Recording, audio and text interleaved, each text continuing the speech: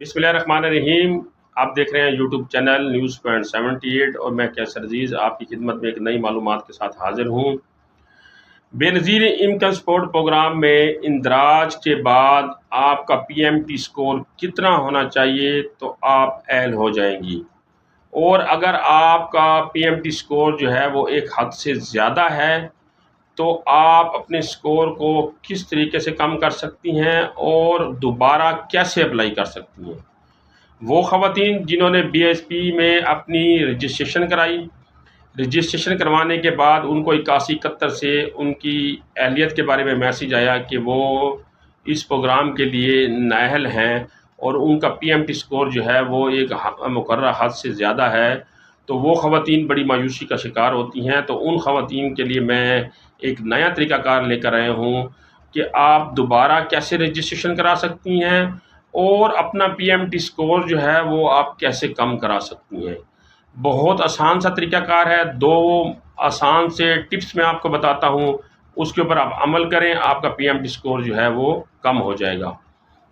तो पहले मैं आपको ये बताता हूँ कि कितना पीएमटी स्कोर होना चाहिए तो आप बेनज़ीर कफ़ालत प्रोग्राम में अहल हो जाएंगी। जब आप सर्वे करा के आते हैं तो सर्वे के बाद आपकी जांच पड़ताल का मरला होता है। जांच पड़ताल के मरले में जो मोटी-मोटी चीज़ें देखी जाती हैं वो उसमें ये देखा जाता है कि आपका पासपोर्ट, आपके हस्बैंड का पासपोर्ट, आपका बैंक अकाउंट, आपके हस्बैंड का बैंक अकाउंट, आपके नाम प्रॉपर्टी, आपके हस्बैंड के नाम प्रॉपर्टी, आपके नाम गाड़ी, आपके हस्बैंड के नाम गाड़ी, आपके नाम से कितनी सिमें चल रही हैं और आपके हस्बैंड के नाम से कितनी सिमें चल रही हैं, और उन तमाम सिमों का टोटल महीने का बैलेंस कितना है। इन चीज़ों को देखने के बाद जो है वो आपकी अहलियत का तयन किया जाता है और आपका पीएमटी स्कोर बनाया जाता है।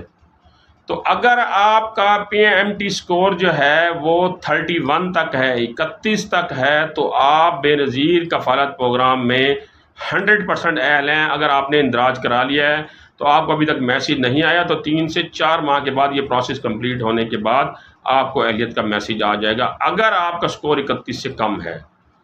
और अगर आपका स्कोर 31 से ज़ायद है तो अब आप इस स्कोर को कम करना है और आप नाअहल भी हो गई हैं, तो इसमें परेशानी वाली कोई बात नहीं है। आप दोबारा अप्लाई कर सकती हैं, लेकिन अप्लाई करने से पहले कुछ चीज़ों को आपने अपडेट करना है, कुछ चीज़ों का आपने जायज़ा लेना है, और जायज़ा लेने के बाद दोबारा आपने अपील करनी है। अब करना क्या है, सबसे पहले आपने कि अगर आपका पासपोर्ट बना हुआ है, आपके हस्बैंड का पासपोर्ट बना हुआ है और आपने सफ़र नहीं किया, तो अगर उसकी मियाद ख़त्म हो गई है तो वेल एंड गुड।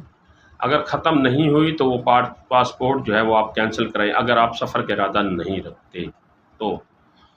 दूसरा तरीक़ाकार ये है कि आप अब जब दोबारा रजिस्ट्रेशन के लिए अप्लाई करेंगे तो अपने नाम से कोई चीज़ मत ख़रीदें।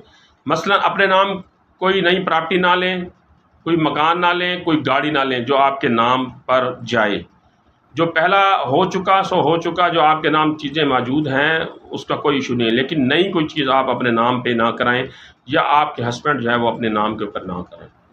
तीसरा ये है कि आपका बैंक अकाउंट है, अगर उसमें लेन देन एक हद से ज़्यादा हो जाता है, मसलन उसमें लाखों रुपए की ट्रांजैक्शन होती है आपके हस्बैंड के अकाउंट में या आपके अकाउंट में, तो उस ट्रांजैक्शन को रोकें, क्योंकि जब आप दोबारा अपील करेंगी तो उसकी जांच पड़ताल दोबारा बैंक के ज़रिए भी ली जाएगी, स्टेट बैंक से भी आपका स्टेटस लिया जाएगा, तो उस ट्रांजैक्शन को आप रोकें।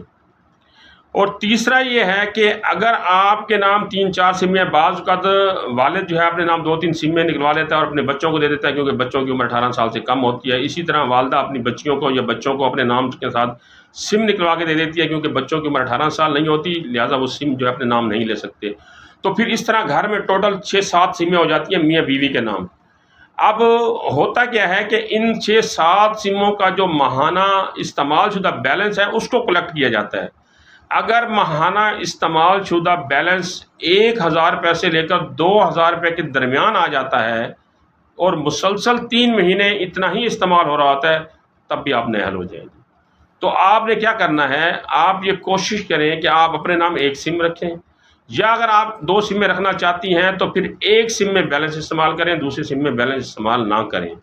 और अगर आपने बच्चों को सिमें लेके दी हुई हैं, उन्हें क्लोज़ करें, या उनको सिमें किसी और के नाम के साथ लेकर दें, अपने नाम के साथ वो सिमें क्लोज़ करा लें, बंद कर दें।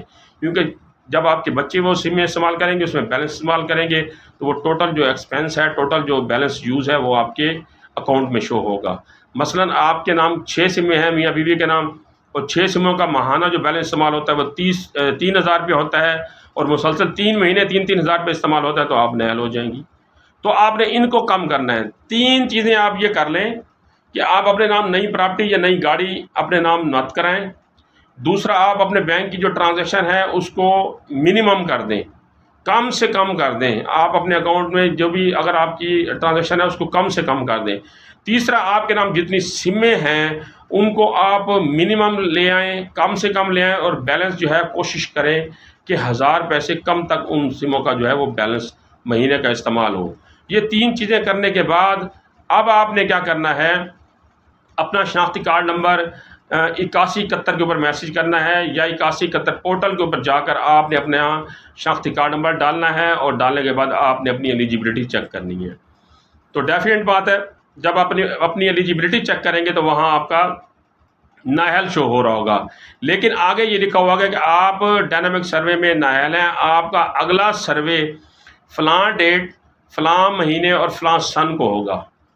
तो उस तक आपने ये तमाम चीज़ें कंट्रोल करनी है। जैसे ही आपके इंदराज की डेट आएगी, आपने जाकर इंदराज कराना है, बच्चों का बेफार्म साथ लेकर जाना है, ये शनाख्ती कार्ड साथ लेकर जाना है, और बिजली का बिल आपने साथ लेकर जाना है, और वहाँ जाकर आपने अपना इंदराज कराना है। अब इंदराज जब आपका हो जाएगा तो आपका पिछला डाटा जो है वो BSP वाले चेक करेंगे, और अगर जो जो चीज़ें मैंने आपको बताई हैं उसके ऊपर आपने कंट्रोल कर लिया तो आपका PMT स्कोर जो है वो नीचे आ जाएगा और आप अहल हो जाएंगी।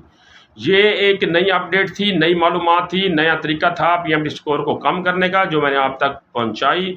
इस मालूमात को आप दूसरे लोगों तक भी पहुंचाएं और इस वीडियो को ज़्यादा से ज़्यादा शेयर करें। अगली इस तरह की मालूमाती वीडियो तक मुझे इजाज़त दीजिएगा। अल्लाह निगहबान।